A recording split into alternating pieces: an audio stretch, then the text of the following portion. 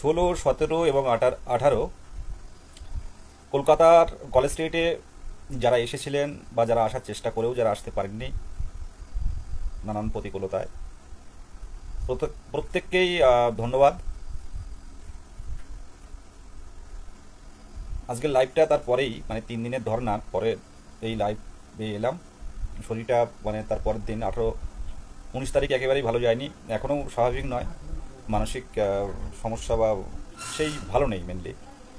যাই হোক, ছেড়ে দেওয়ার জায়গাও নেই। শরীর খারাপ থাকলেও একটা দিনই উঠতে পারিনি বিছানা থেকে, কেমন একটা যেন ভিতর থেকে হয়তো জ্বর টর জাতীয় এসেছিল। যাই হোক, সেটা বড় ব্যাপার নয়। প্রত্যেকেই ভালো আছেন আশা রাখছি। মানে শরীর ভালো আছে কিন্তু মানসিক অবস্থাটা কারোরই ভালো নেই। যারা এই দীর্ঘদিন অপেক্ষায় থেকে একটা পাওয়ার জিনিস যদি না পাই আমরা, মানে এর থেকে খারাপ কিছু হতে পারে না। প্রিয়াঙ্কা ম্যাডাম, ভালো আছি, আপনি কেমন আছেন? প্রথম কথা বলি, নোটিফিকেশান পাওয়ার ক্ষেত্রে আমরা পরিস্থিতি তৈরি করতে পেরেছি অনেকটাই।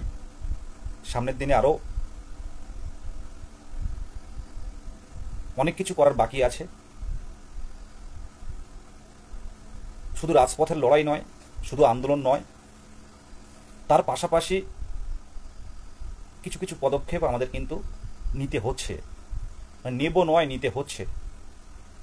আমরা 2022 প্রাথমিক টেট উত্তীর্ণ সকল শিক্ষক শিক্ষিকা 23 জেলার 2 বছরের ডিএলএড যারা আছে, তাদের স্বার্থে কে কোথায় গেল কে কোথায় থাকলো সেটা ফ্যাক্টর নয়, কিন্তু 2 বছরের ডিএলএড পূর্ণ প্রশিক্ষিত টেট উত্তীর্ণ তাদের স্বার্থে কিন্তু তাদের স্বার্থ কোথাও বিঘ্নিত হয়, তাদের কম্পিটিশান যতটা কমে, সেই বিষয়গুলো সবার একটা চাওয়া আছে। আমাদের চাকরি প্রার্থী 2022 প্রাথমিক টেট উত্তীর্ণের পক্ষ থেকে ঐক্যমঞ্চের কাছে রাগ অভিমান থাকলেও প্রত্যেকের একটা চাওয়া বা একটা প্রাপ্তি বা একটা কিছু আশা করে, সেই জায়গাটাকে মূল্য দিয়ে সেই প্রত্যেকের চাওয়াকে মূল্য দিয়ে কিছু পদক্ষেপ অলরেডি আমরা নিয়েছি, সামনের দিনে দেখতে পাবেন। আর নোটিফিকেশানের বিষয়টা আবারও বলছি লাইভের মাধ্যমে, নোটিফিকেশান কিন্তু আমরা অবশ্যই পাবো বা পাওয়ার পরিস্থিতি তৈরি করেছি। নতুন করে মুখ্যমন্ত্রীর আলাদা করে কিছু বলার জায়গা নেই। মাননীয় মুখ্যমন্ত্রীর দৃষ্টি আকর্ষণ এর আগেও করিয়েছি, কিন্তু এই গত কয়েকটা দিন যেভাবে কলেজ স্কয়ারের যে আন্দোলন আমরা করে দেখাতে পেরেছি 23 জেলা মিলে, সেই আন্দোলনের প্রত্যেকটা পেপার থেকে শুরু করে বড় বড় করে লেখা থেকে শুরু করে প্রত্যেকটা মিডিয়াতে কিন্তু আমরা আমাদের দাবিগুলো তুলে ধরতে পেরেছি। যেমনভাবে চাকরি হারারা যেভাবে বিকাশ ভবনের সামনে এত বড় একটা আন্দোলন করে তারা দেখাতে পেরেছে, তার সাথে সাথেই কিন্তু আমরা আমাদের কিছু না হলেও অল্প মানে বিশাল সংখ্যক পথে না নামলেও অল্প সংখ্যক পথে নেমেও কিন্তু আমরা দৃষ্টি আকর্ষণ করাতে পেরেছি। আর মুর্শিদাবাদেও দেখলেন দিদি দিদি করে ডাকলেন, শিলিগুড়ির মাঠে দেখলেন আমাদের লোহিত বা ওরা গেছিল, গিয়ে সেখানেও কিন্তু দিদি দিদি করে ডাকলেন এবং ডেপুটেশনটা দিলেন এবং জানালেন যে আমরা 22 স্টেট আমাদের নিয়োগের বিষয়টা ভাবুন। আমরা সামনের দিনে পরিষ্কারভাবে বলছি, সামনের দিনে আমরা যেখানে মুখ্যমন্ত্রী যাবেন সেখানে আমরা মুখ্যমন্ত্রীকে স্বাগত জানাতে কিন্তু আমরা যাব। কারণ সেটা একটা সভা বা কোনো একটা সমাবেশ, সেখানে বিরোধিতার কোনো জায়গা নেই, এমনিও বিরোধিতার কোনো জায়গা নেই। আমরা মাননীয় মুখ্যমন্ত্রী পশ্চিমবঙ্গ সরকার ওনার কাছেই যাচ্ছি। যে জেলায় যাবেন, সেই উত্তরবঙ্গ হোক আর জঙ্গলমহল হোক আর আমাদের সুন্দরবন হোক, সেখানে কিন্তু আমরা চেষ্টা করব মুখ্যমন্ত্রীর কাছে যাওয়ার। যে সমস্যাটা বারে বারে দেখানো হচ্ছে ওবিসির যে ব্যাপার, এটা আমরা জেনে গেছি বা এটা বুঝেছি যে ওবিসি এ বা ওবিসি বি বাদ দিয়ে যারা নতুন সংযোজন হয়েছে তাদেরকে বাদ দিয়ে সরকার কিন্তু নিয়োগ করবে না। কাউকে ডিপ্রাইভ করে সরকার কিন্তু মানে কোনো নিয়োগ যাবে না। এমনকি কলেজের ভর্তির ক্ষেত্রেও কিন্তু দেখতে পাচ্ছেন সেটাও কিন্তু আটকে আছে। অ্যাডভোকেট জেনারেল রাজ্য সরকারের ওনার কাছ থেকে কলেজের ভর্তির ব্যাপারে আইনি পথে কি করা যায় সেই বিষয়টা জানার জন্য রাজ্য সরকার জানিয়েছেন ভর্তির ক্ষেত্রে কিছু করা যায় কিনা। পাশাপাশি বা স্বাভাবিকভাবে রিক্রুটমেন্টের বিষয়টাও কিন্তু আগামী দিনে আসবে। আর এটা ওবিসি সমস্যার সমাধান, প্রথম নিয়োগটা কিন্তু এই 2022 প্রাথমিক টেট উত্তীর্ণদের পক্ষে আসবে, এই আশায় কিন্তু আমরা বুক বেঁধে আছি। আমরা 23 জেলায় এই আশায় কিন্তু বুক বেঁধে আছি। হয়তো নানান প্রতিকূলতায় অনেকে রাজপথে বা সেইভাবে গ্রুপের সাথে যুক্ত থাকতে পারে না, কিন্তু দিনের শেষে কিন্তু একটাই কথা, যে ইন্টারভিউ কবে পাবো আমরা, কত ভ্যাকান্সি আসবে। নদিয়া জেলায় গেছিলেন আমাদের সুকান্ত, সুজিত ভাই এবং আমাদের পীযূষ ভাই, তারা নদিয়া জেলায় গেছিলেন আজকে, মানে 3 দিন, লাস্ট 3 দিন পর পর গেছিলেন ডিপিএসসি চেয়ারম্যানের সাথে কথা বলার জন্য কৃষ্ণনগর। তো সেই জায়গায় আজকে দেখা হয়েছিল এবং উনি কাল 10টায় কিন্তু ডেট দিয়েছেন। আমি যারা নদিয়া জেলার যারা লাইভ দেখছেন বা দেখবেন তাদের উদ্দেশ্যে বলবো, আগামীকাল নদিয়া জেলা, হুগলি তো আছেই, সাথে নদিয়া জেলার ডিপিএসসি অভিযানে আপনারা সামিল হন। নদিয়া জেলার বেশ কিছু পজিটিভ কথা ডিপিএসসি চেয়ারম্যান বলেছেন। শূন্যপদ রিটায়ার, ভালোই রিটায়ার হয়েছে, যার ফলে শূন্যপদও বাড়তে পারে। তো আপনারা আমাদের বিষয়গুলো তুলে ধরবেন, কারণ শূন্যপদ কিন্তু সম্পূর্ণ জেলায় কিন্তু ডিপিএসসিগুলো দেখে। আর সাথে সাথে আমরা এও জানি যে কিছু যে 52,200 ডিএলএড আমরা দেখতে পাচ্ছি, তার মধ্যে কিছু ডিএলএড কিন্তু অলরেডি ইন সার্ভিস হয়ে বিভিন্ন পেশায় চলে গেছে। তার মধ্যে আপার প্রাইমারি একটা বড় অংশ, যেখানে অনেকেই তারা প্রাইমারির যে ছেড়ে তারা আপার প্রাইমারিতে ঢোকার চেষ্টা, মানে ঢুকেছে। এছাড়াও 2017 টেট উত্তীর্ণ অনেকেই, যারা 22-এ টেট পাস, তারাও কিন্তু চাকরি করছে। তো সামনের দিনে দেখতে পাবেন অনেক কিছু পরিবর্তন হবে।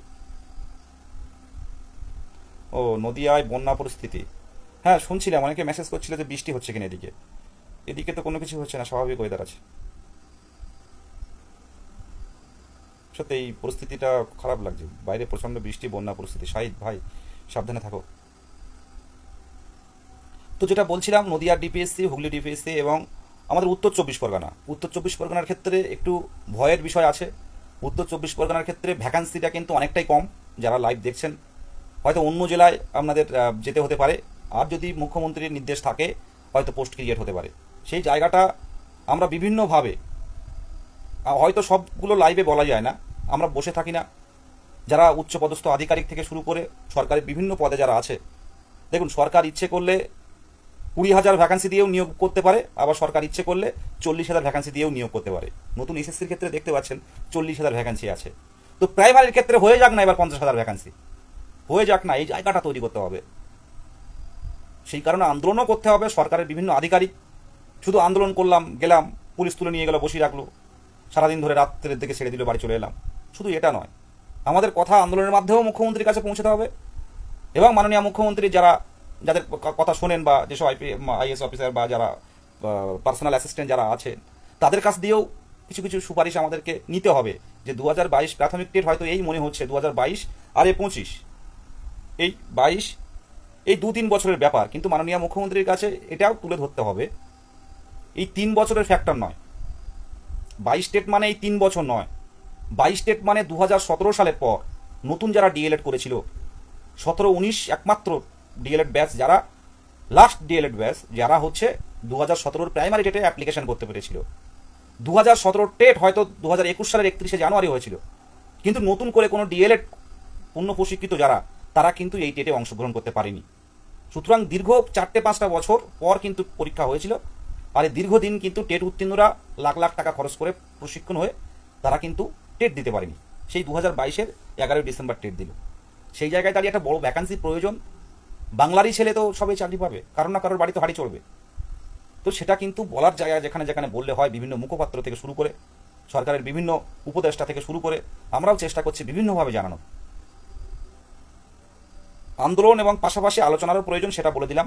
প্রত্যেকটা ডিপিএসসির বিষয়গুলো বললাম পরিষ্কারভাবে। প্রত্যেক জেলার, অক্ষয় লাইভটা একটু ভাই শেয়ার করে দিও। অক্ষয় ভাই আসানসোল থেকে প্রত্যেকটা আন্দোলনে আসে, তো বলে দিলাম। দেখুন কোন জেলায় কত টেট পাস ডিএলএড তথ্য কি পাওয়া গেছে, আপাতত ওইরকম কোনো তথ্য এই টাইমে দেওয়া মানে সম্ভব হবে না, পাওয়া গেলেও আপনারা গ্রুপে থাকুন, নির্দিষ্ট সময় সব কিছু পাবেন। আমাদের যে লক্ষ্য সামনের দিনে, সেই লক্ষ্যগুলো যাতে কম্পিটিশান একটু হলেও কমে, সেই বিষয়টা আমরা চেষ্টা করব। একদম মনে প্রাণে লড়াইটা হবে। অনেক কিছু, শুধু আজকে একটা কথা বলবো যে অনেক কিছুর পরিবর্তন দেখতে পাবেন সামনের দিনে আসছে, অনেক কিছু পরিবর্তন হবে। সেটা হয়তো টেট পাস করে আছে, সবার কাছে সার্টিফিকেট আছে, ইন্টারভিউ কতজন দেবে সেটাই এখন দেখার আছে। 21-23-এর সার্টিফিকেট নিয়ে কোনো চাপ নেই। 21-23 সেশনের সার্টিফিকেট যেহেতু সব কমপ্লিট, কিন্তু যিনি সার্টিফিকেটটা মানে প্রিন্ট আউট করেন তিনি মারা গেছেন। এর আগেও অনেকবার বলেছি আমি, 21-23, 20-22 আপনাদের কোনোরূপ কোনো সমস্যা হবে না। সব ঠিক টাইমে, যথা টাইমে দেখবেন পেয়ে যাবেন সকলটা, এ নিয়ে চাপ নেবেন না। সায়ন সরকার দাদা বলছেন আপনাদের তবু একটা কিছু হয়ে যাবে, শুধু সময়ের অপেক্ষা। কিন্তু আমরা যারা 25 স্টেটের দিকে তাকিয়েছিলাম তাদের কি হবে বিদেশে? দেখুন 25 স্টেট হবে, হয়তো হবে, পরপর 3টি জিনিস হবে। আমি বলে বলে হালকা আমার মত অনুসারে বলছি, হয়তো রেজাল্ট, তারপর দেখা যাচ্ছে নোটিফিকেশান বা নতুন টেটের ঘোষণা পরপর হয়তো হবে। এখন দেখা যাক, সবচেয়ে বড় কথা মাননীয় গৌতম পাল মহাশয়ের কিন্তু হাতে যদি শূন্যপদ দেয়, উনি কিন্তু মানে কাজ করবেন একেবারে T20 ফরম্যাটে। যেটুকু আলোচনা হয় সবসময় তো বলা সম্ভব হয় না, ওনার কাছে যেটুকু শূন্যপদ এলে উনি দেরি করবেন না। প্রথম ও শেষ কথা হচ্ছে আমাদের মাননীয় মুখ্যমন্ত্রী, উনি চাইলে সব কিছু হবে। আর নতুন টেট হওয়ার সম্ভাবনা অনেকটাই, নতুন টেট হবে, নোটিফিকেশান তো আসবেই। সবচেয়ে বড় প্রবলেম হচ্ছে ওবিসি বাদ দিয়ে নতুন করে কিছু হবে না। এখন ওবিসি বাদ দিয়ে যদি কোনো কিছু করতে যাওয়াটা খুব চাপের সরকারের কাছে, এটা আমরা বুঝে গেছি বিভিন্ন জায়গায় গিয়ে। সুদীপ অধিকারী স্যার বলছেন, আছি আপনাদের চেষ্টা সবার ভবিষ্যৎ নিয়ে আসবে। একদমই চাই, এটা চাই প্রত্যেকেই, অন্তত দূরের জেলা হলেও অন্তত দিনের শেষে একটু হাসি ফুটুক যে দূরে হলেও এটা পেয়েছি। কারণ 17 টেটে 2017 টেট যারা কোয়ালিফাই করেছিল খুব অল্প সংখ্যক, তারাও কিন্তু জানতো না যে ম্যাক্সিমাম চাকরি পেয়ে যাবে। আজকে 2014 টেট যারা কোয়ালিফাই করেছিল, যারা ধরেছিল, পরবর্তীকালে ডিএলএড প্রশিক্ষণ প্রাপ্ত হয়েছিল, যারা টেন তারা তো প্রত্যেকেই চাকরি পেয়েছিল। আর পরবর্তীকালে যারা ধরে রেখেছিল যে আমি ডিএলএডটা করে নিই, সামনের দিন হয়তো কিছু একটা হবে, তারাও পেরিয়ে গেছে অনেকে।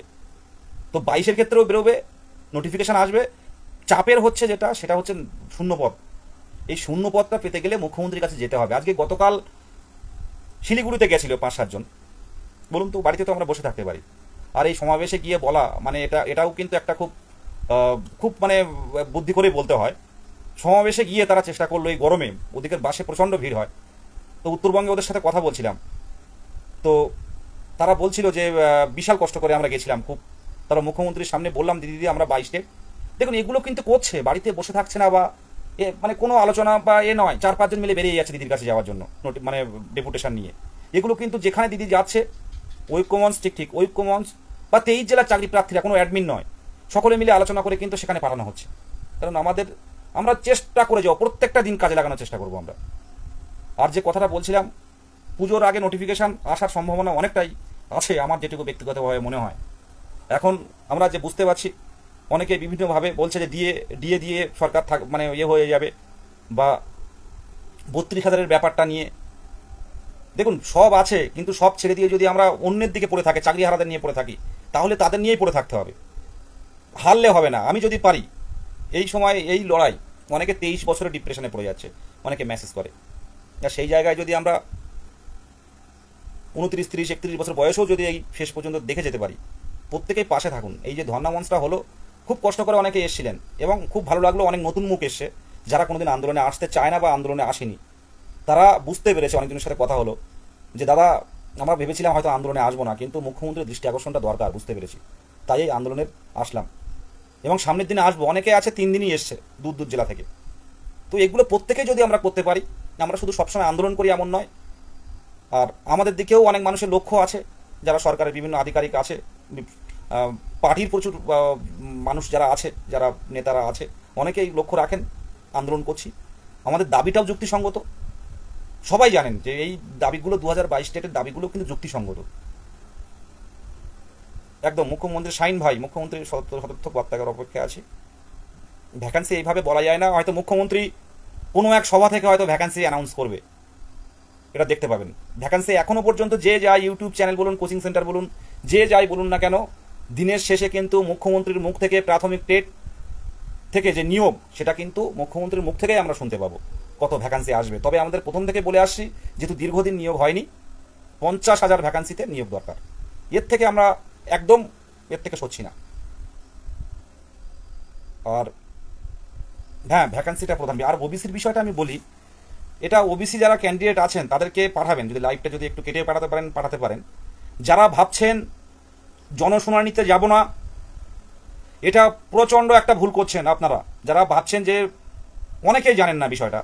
দেখুন, জনশুনানিতে পড়াশুনো যারা করে তাদেরই যেতে হবে এমন কোনো ব্যাপার নয়। ওবিসিদের কথা বলছি, যে নিউ টাউনের আদিবাসী ভবনে যে জনশুনানি হচ্ছে সার্ভে হওয়ার পর, এটা আপনারা গতকাল তার আগের দিন একটা শুনানি হয়েছে, সেখানে কি একটা মানে আমি ভুলে গেছি, মিথিলানা এমন ধরনের কিছু একটা সাবকাস্ট আছে, তাদের কিন্তু উপস্থিত একজন ছিল।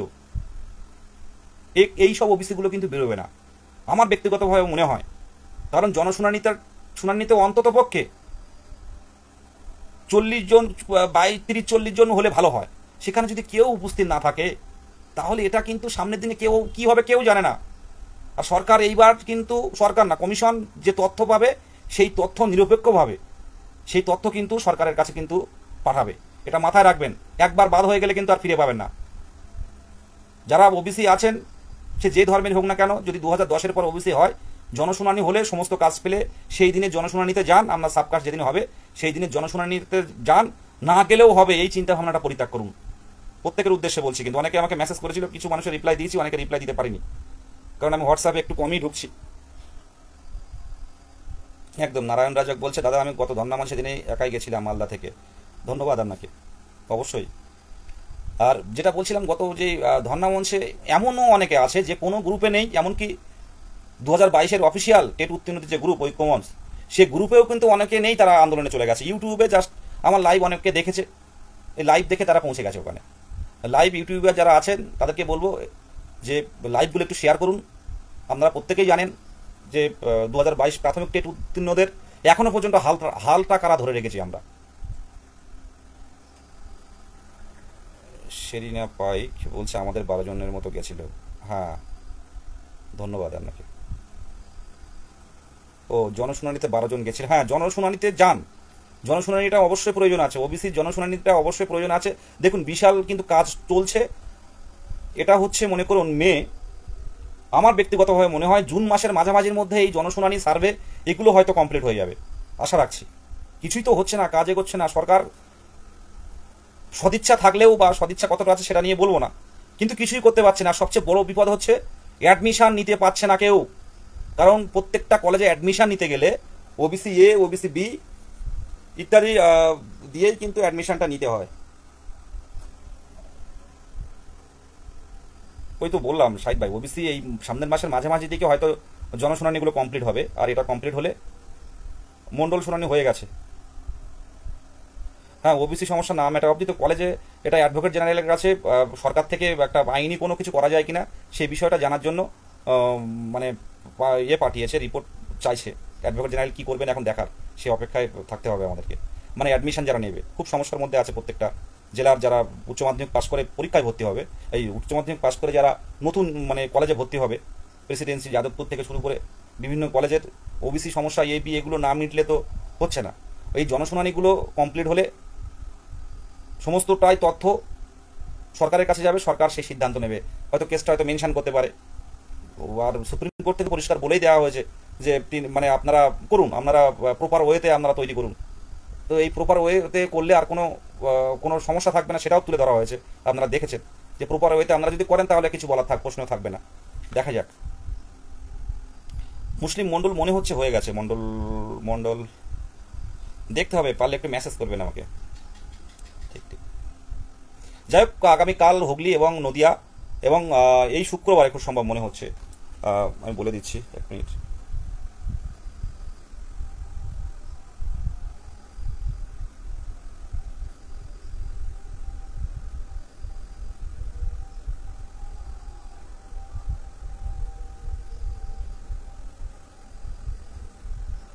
কাল 10টার মধ্যে নদিয়ার কৃষ্ণনগর গভর্নমেন্ট কলেজের মাঠে চলে যাবেন। 9:30টার মধ্যে নদিয়া জেলার আছেন যারা, তারা কৃষ্ণনগর গভর্নমেন্ট কলেজের মাঠে চলে যাবেন।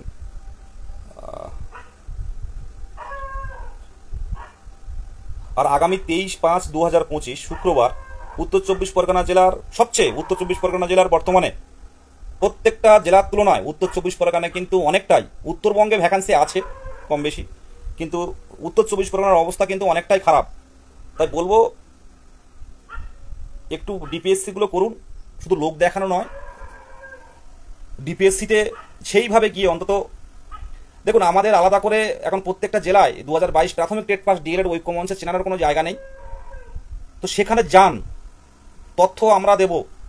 প্রত্যেক জেলায় যারা যাচ্ছে কোনো না কোনোভাবে আজকে সবাই যাচ্ছে সব দিকে, এটা খুব ভালো লাগছে। যারা কোনোদিন আন্দোলনে আসতো না, অনেকেই এখন একটু ঘুম ভেঙেছে, কারণ তারা জানে ভালো করে যে 3-4 মাস যদি পেরিয়ে যায়, এই মে, জুন, জুলাই, আগস্ট, এই আগস্ট মাস যদি পেরিয়ে যায়, আগস্ট, তাহলে কিন্তু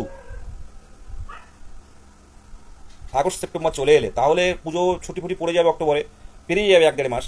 তো তারপর কিন্তু নোটিফিকেশান এলে কিন্তু সেই ইন্টারভিউ প্রসেস কিন্তু কমপ্লিট করা খুব চাপের হয়ে যাবে। এটা প্রত্যেকে হয়তো নোটিফিকেশান আসবে, আমার কথাগুলো হয়তো এগুলো আমি নিজের একটা ধারণা, কিন্তু আমি যেটা বলছি পরে মিলিয়ে নেবেন। হয়তো নোটিফিকেশান আসবে আগস্ট সেপ্টেম্বর, পুজোর পরে যদি নোটিফিকেশান আসে তাহলে কিন্তু সেই প্যানেল বের করাটা কিন্তু অনেকটাই চাপের হয়ে যাবে। মানে ইন্টারভিউ নেওয়ার পর যথেষ্ট সংখ্যক ডিএলএড আছে, আমরা হয়তো ভাবছি যে কম আছে, আর আমাদের কাছে তথ্য আছে। আমরা সামনের দিনে কিছু কিছু পদক্ষেপ অলরেডি নিয়ে ফেলেছি, সামনের দিনেও দেখতে পাবেন। একটু অপেক্ষা করুন, ডিপিএসসিগুলো যান একসাথে, যেহেতু আপনাদের জেলায় পাশাপাশি ডিপিএসসি হচ্ছে, ডিপিএসসিগুলো যান একটু, সেখানে গিয়ে বলুন যে আমাদের শূন্যপদটা কিন্তু কম হলে হবে না, আমরা এত সংখ্যক আছি। প্রত্যেকের উদ্দেশ্যে একটা বার্তা, এখানে অনুরোধ করার কোনো জায়গা নেই। আমরা পাচ্ছি বিভিন্ন যে মানে কলকাতার রাজপথে এত দূর থেকে গিয়ে গিয়ে, কিন্তু আমরা জেলার যে কর্মসূচিগুলো হচ্ছে সেগুলো যান, একসাথে সবাই মিলে যান। হ্যাঁ, কোচবিহার থেকে হবে। যাই হোক, প্রত্যেকে ভালো থাকবেন। এখন আমাদের একটু নদিয়া জেলা বা আদার্স কিছু কিছু জেলা যেগুলো নিয়ে একটু মিটিং করব আমরা সামনের দিনে। দেখুন, ছেড়ে যদি দিই এই পড়েই থাকবে, সুতরাং একসাথে চলুন। একবার স্কুলে ঢুকলে আর কেউ কিন্তু এই 2022 প্রাথমিক টেট এমনই একটা টেট পশ্চিমবঙ্গে, এই টেটের থেকে নিয়োগ যদি সুষ্ঠুভাবে হয়, যদি ভ্যাকান্সি দেওয়ার সদিচ্ছা সরকারের থাকে, ম্যাক্সিমাম ক্যান্ডিডেট কিন্তু বেরিয়ে যাবে, আর আন্দোলন করতে হবে না আপনাদের। আর এখন সবচেয়ে বড় কথা, কিছু কথা না বললে নয়, আমি বলতে চাই না, প্রত্যেকে একসাথে লড়াই করুন। হোয়াটসঅ্যাপে বিভিন্ন রকম গ্রুপ তৈরি হচ্ছে, ফেসবুকে বিভিন্ন গ্রুপ তৈরি হচ্ছে, বিপ্লবী গ্রুপ, মানে দিনের দিন নোটিফিকেশন আনবে এমন একটা ব্যাপার। এই সব পরিবর্তনশীল বিপ্লবী থেকে একটু দূরে থাকবেন। দিনের দিন নোটিফিকেশন আসে না, এরা এই বিভিন্ন ছোট ছোট গ্রুপ খুলে এরা 22 স্টেটের ডাইরেক্টলি মানে প্রত্যক্ষভাবে ক্ষতি করছে। লড়াইটা প্রত্যেকেই 23 জেলায় একসাথে করুন, যা সাজেশন দেওয়ার থাকে দিন। আমি তো আছি প্রত্যেকের, সকল টেট উত্তীর্ণদের স্বার্থে। কেউ বলতে পারবে না যে বিদেশদা এই বলেছে বা এই রকম এ করেছে, কেউ বলতে পারবে না। তো প্রত্যেকেই একসাথে লড়াইটা করুন। বাবা মায়ের চোখের মানে বাবা মায়ের দিকে আমরা কি তাকাতে পারি ঠিকঠাক করে? একটু বলুন তো ভালো করে, কিসের এত বিভেদ? প্রত্যেকেই একসাথে লড়াইগুলো করুন। বাবা মায়ের দিকে কিন্তু আমরা ফিরে ভালোভাবে তাকাতে পারি না। আমার তো নিজেই মনে হয়, কত বাবা এত বয়স হয়ে গেল, বাবার বয়সটা এত বেশি হয়ে গেল, বুঝতেই পারিনি একটা সময়। তাদের জন্য এই সময় যদি কিছু না করতে পারি, জীবনে আফসোস থেকে যাবে, কারণ জীবনটা তো এক। আমরা হবু শিক্ষক, এমন কোনো আচরণ করবেন না। প্রত্যেকেই 23 জেলায় একসাথে লড়াইটা করুন। 23 জেলার চাকরি প্রার্থীরা প্রত্যেকে একসাথে হাতে হাত রেখে মান অভিমান ভুলে লড়াইটা করুন। আর আমরা অপেক্ষায় থাকবো যে কবে আমাদের অ্যাপয়েন্টমেন্ট লেটারটা আমরা হাতে পাবো।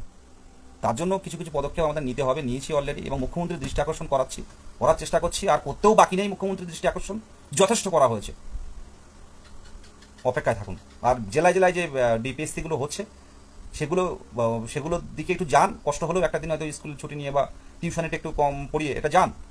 হবে না বলে ছেড়ে দিলে হবে না। আগে যারা আন্দোলন করতো অনেকে সিরিয়াসলি ফোন করে বলে, দাদা এবার আসবে তো, বাড়িতে কিন্তু চাপ দিচ্ছে। এটা স্বাভাবিক। সকলে ভালো থাকবেন।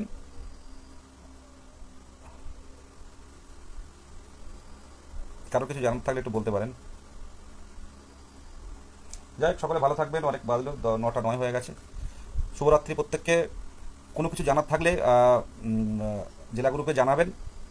টেট উত্তীর্ণদের স্বার্থে আগামী দিনে অনেক পরিবর্তন আমরা দেখতে পাবো, দেখা যাক। হ্যাঁ, শুভ সন্ধ্যা বন্ধু। প্রত্যেককেই শুভরাত্রি জানাই। প্রত্যেকেই পড়াশোনার মধ্যে থাকুন আর লক্ষ্যটা স্থির রাখুন। ধন্যবাদ।